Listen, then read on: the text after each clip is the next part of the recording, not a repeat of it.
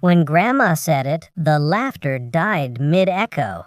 I'm glad the 1,500 I send you each month is helping. The clinking forks froze. My mother's smile stiffened.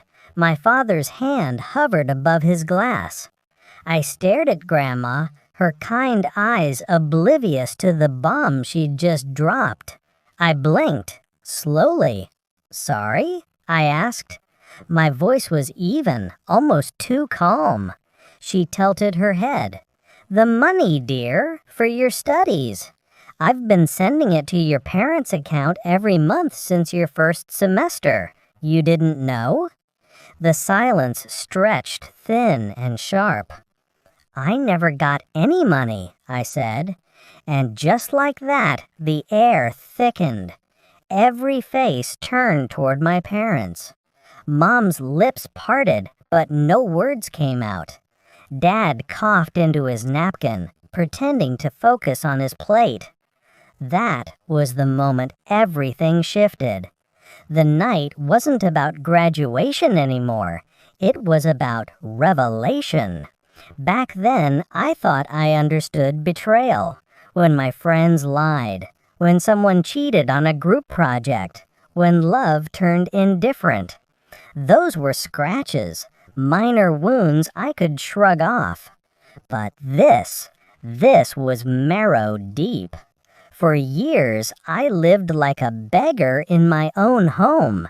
Rationed meals, second-hand books. Every time I asked for a little help, they'd sigh, say things were tight.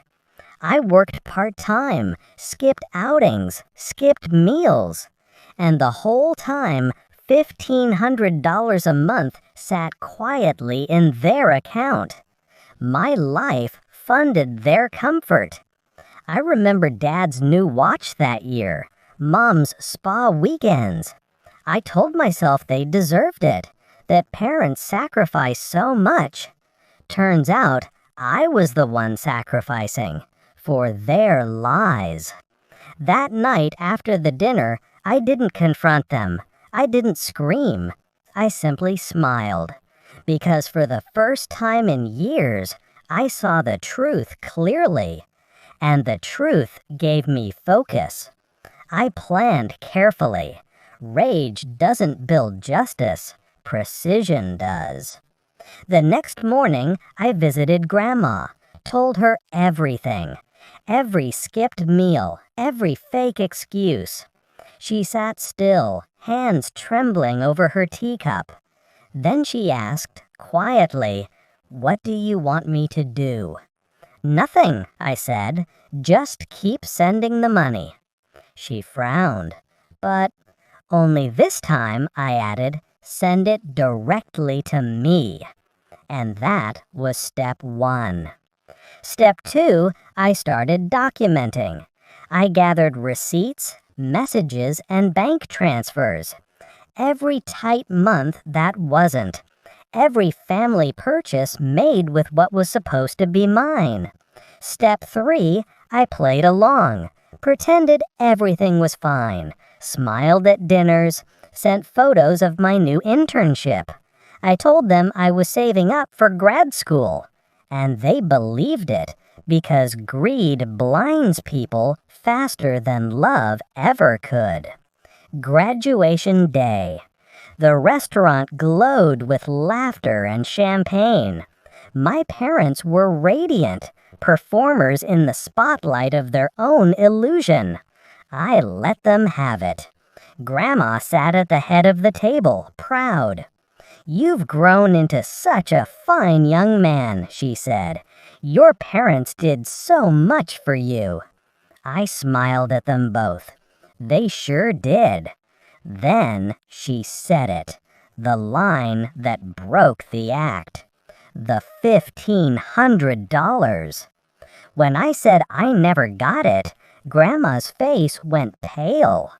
Then she turned slowly to look at them. "What's he talking about?" Mom started, "There must be some confusion," but Grandma cut her off. "You told me it was for tuition. that the university required direct deposits.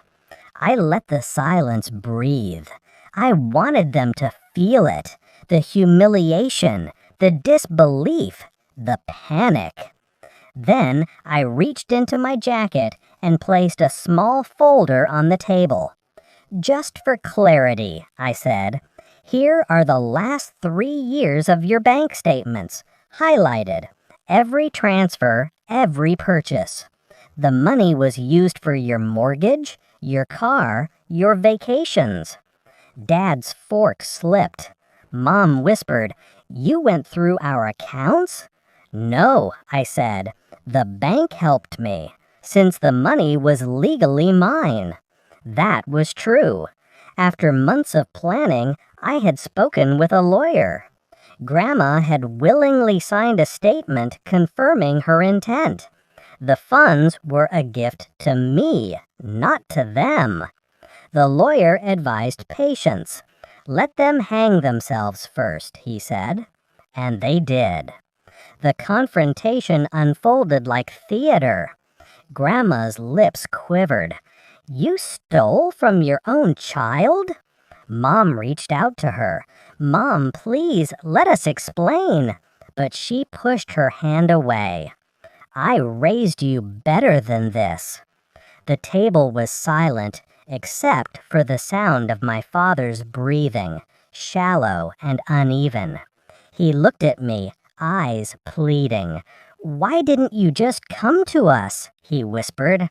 "I did," I said, "for years." Then I stood, calm, collected. "I think we're done pretending, don't you?" I left them there, my parents, pale and trembling, cornered by their own lies. Grandma followed me out 15 minutes later. She didn't say much, just hugged me tightly. 3 months later, their house went on the market.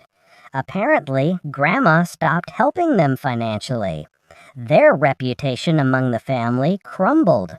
She redirected the funds to a trust, one I could access freely. I didn't gloat, didn't visit. I didn't need to. Some revenge.